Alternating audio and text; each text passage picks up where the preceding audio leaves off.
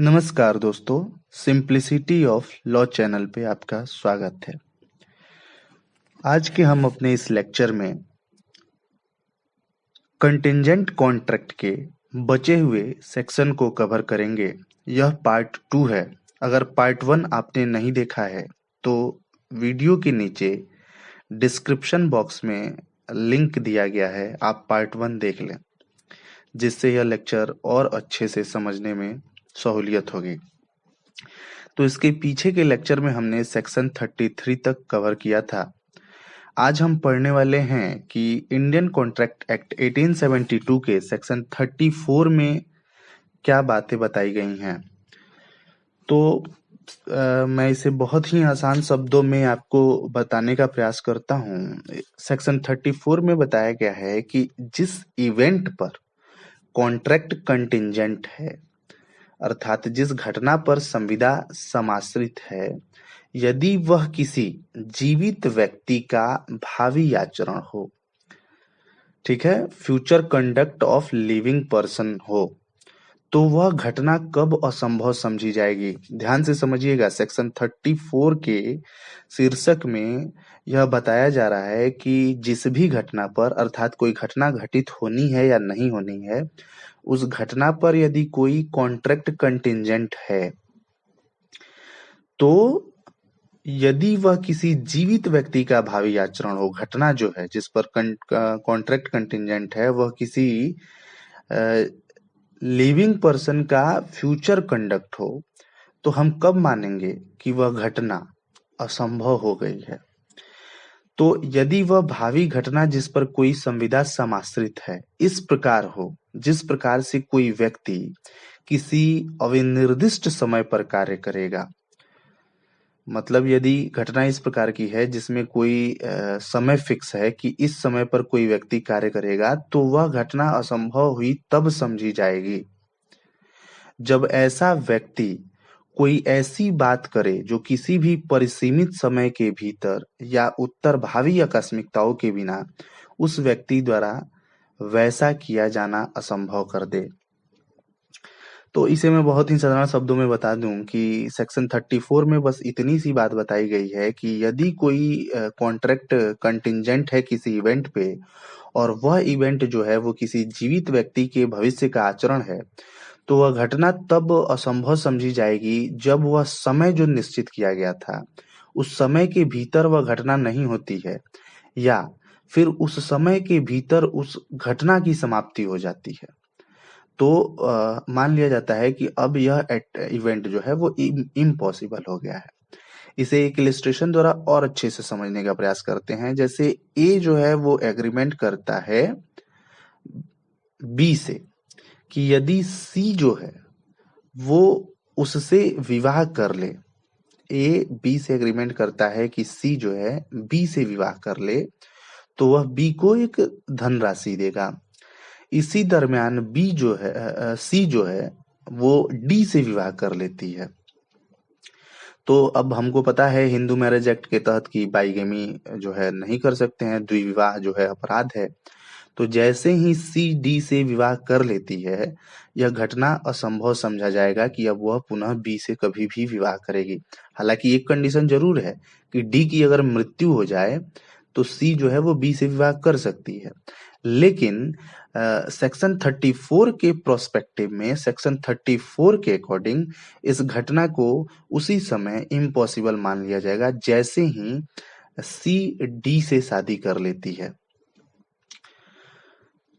ठीक है, तो एक इस पे बहुत लीडिंग केस है और यह कई सारे एग्जामों में पूछा गया है। फ्रास्ट बनाम नाइट का मामला है, 1872 का यह वाद है।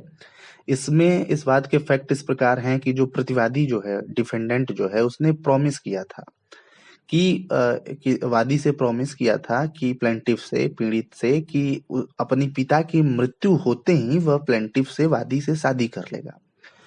हुआ क्या था कि अभी पिताजी जीवित ही थे, लेकिन उसने दूसरी स्त्री से शादी कर ली। निर्णय दिया गया कि इससे उसका वादी से शादी करना असंभव हो गया था। फिर यहाँ पर बता रहा हूं कि एक क्वांटम अभी बचा हुआ है कि यदि जिससे शादी किया था वो मर जाए तो यह पुनः उस पहले जिस वादी से वादा किया था उससे शादी कर सकता है। लेकिन कोर्ट द्वारा यह निर्णय दिया गया कि जैसे ही उसने किसी दूसरी स्त्री से शादी कर ली तो अब वादी से शादी करना असंभव हो गया, और इसलिए वादी संविदा भंग का, ब्रीच ऑफ कॉन्ट्रैक्ट का वाद ला सकती थी। तो सेक्शन 34 को आपने समझ लिया है। अब सेक्शन 35 में बताया गया है कि संविदाएं जो नियत समय के भीतर विनिर्दिष्ट घटना के घटित होने पर समाश्रित हों वे कब शून्य हो जाती हैं। अर्थात जो संविदा है वो एक फिक्स्ड टाइम के भीतर एक वर्णित घटना के घटित होने पर कंटिंजेंट हो, मतलब टाइम भी फिक्स है और इवेंट भी फिक्स है, और उस इवेंट के घटित होने पर वो कंटिंजेंट होती हो, तो उसको हम कब मान लेंगे कि वो वॉइड हो गई है, वो शून्य हो गई है। तो इस धारा के अनुसार किसी विनिर्दिष्ट अनिश्चित घटना के किसी नियत समय के भीतर होने पर किसी बात को करने या न करने की संविदाएं, यदि नियत समय की समाप्ति पर ऐसी घटना नहीं होती है अथवा यदि नियत समय से पूर्व ऐसी घटना संभव हो जाती है, शून्य हो जाती है। सेक्शन 35 में यह बात बताया गया है कि यदि कोई ऐसी संविदा आप करते हैं जो किसी फिक्स्ड टाइम के अंतर्गत और कोई दिए गए घटना के घटित होने या न होने पर समाश्रित है, तो वह शून्य तब हो जाएगी जब या तो वह समय बीत जाता है या फिर उस दिए गए समय के भीतर उस घटना का घटित होना असंभव हो जाता है। इसको एक इलिस्ट्रेशन से हम समझ लेते हैं कि ये जो है वो वचन देता है कि यदि कोई पोत है, अमुक पोत 1 वर्ष के भीतर न लौटे तो वह बी को एक धनराशि देगा। अब 2 कंडीशन है, मैंने बताया है, यदि टाइम बीत जाए या फिर टाइम के अंदर ही घटना जो है इम्पॉसिबल हो जाए। तो यदि पोत उस वर्ष के भीतर न लौटे या उस वर्ष के भीतर जल जाए तो संविदा का प्रवर्तन कराया जा सकता है, अन्यथा नहीं। क्लियर है? अब यहाँ पर सेक्शन 36 जो है इसको हम देखते हैं। 36 में बताया गया है कि असंभव घटनाओं पर समाश्रित करार शून्य है। तो एक चीज बहुत ही क्लियर समझ लीजिएगा, सेक्शन 29, 36 और 56 आपस में बहुत कंफ्यूजिंग है। सेक्शन 29 में करार जो है वो अनिश्चितता के कारण, अनसर्टेनिटी, क्लियर ही नहीं है कि आप कहना क्या चाहते हैं। करार एग्रीमेंट की लैंग्वेज क्लियर नहीं है, इसलिए करार जो है वॉइड हो जाता है।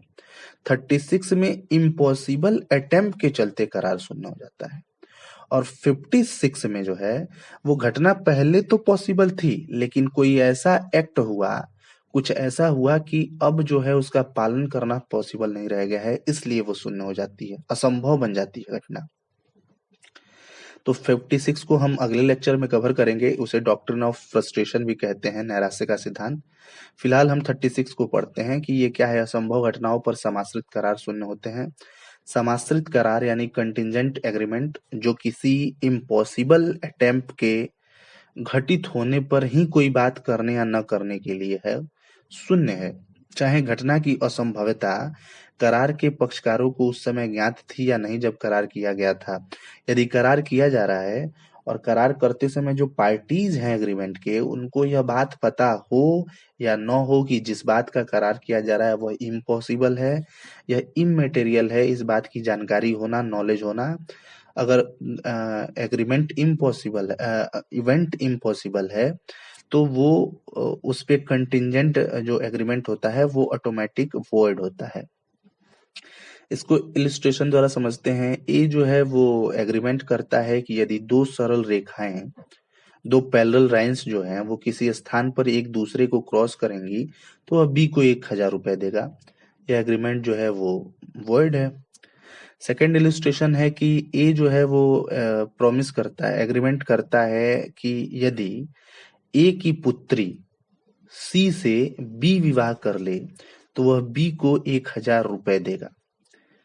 फिर से एक बार रिपीट करता हूं, ए करार करता है कि यदि ए की पुत्री सी से बी विवाह कर ले तो वह बी को 1000 रुपए देगा।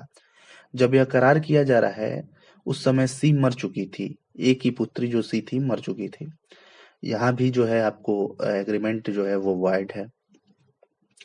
इसमें एक बड़ा ही लीडिंग केस है, आरती सुखदेव कश्यप बनाम दया किशोर अरोड़ा, AIR 1994 का ये वाद है।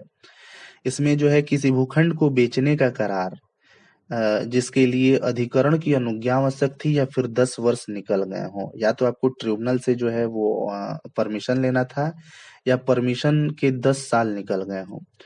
लेकिन जब करार किया गया तो उस समय न तो 10 वर्ष निकले थे और न ही ट्रिब्यूनल का ऑर्डर मिला था।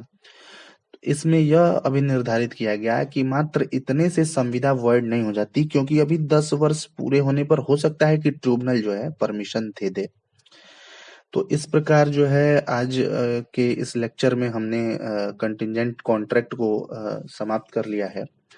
आई होप कि आप सबको यह बहुत ही सरल भाषा में समझ आई होगी। इस लेक्चर के बाद आप कोई भी किताब उठा के कॉन्ट्रैक्ट एक्ट का इस टॉपिक को पढ़िएगा या फिर बेयर एक्ट पढ़ने की कोशिश करिएगा, यकीन मानिए आपको चीजें समझ में आएंगी। तो उम्मीद करता हूँ कि आपके सारे क्वेरीज भी सॉल्व हो गए होंगे। अगर इसके बाद भी कोई क्वेरीज है आपके पास तो नीचे कमेंट सेक्शन में जरूर लिखिए, हम उसे सॉल्व करने का बिल्कुल प्रयास करेंगे। तो आज के इस लेक्चर में इतना ही। सिंप्लिसिटी ऑफ लॉ चैनल पे बने रहिए, इसे लाइक शेयर एंड सब्सक्राइब करिए। Thank you, have a nice time.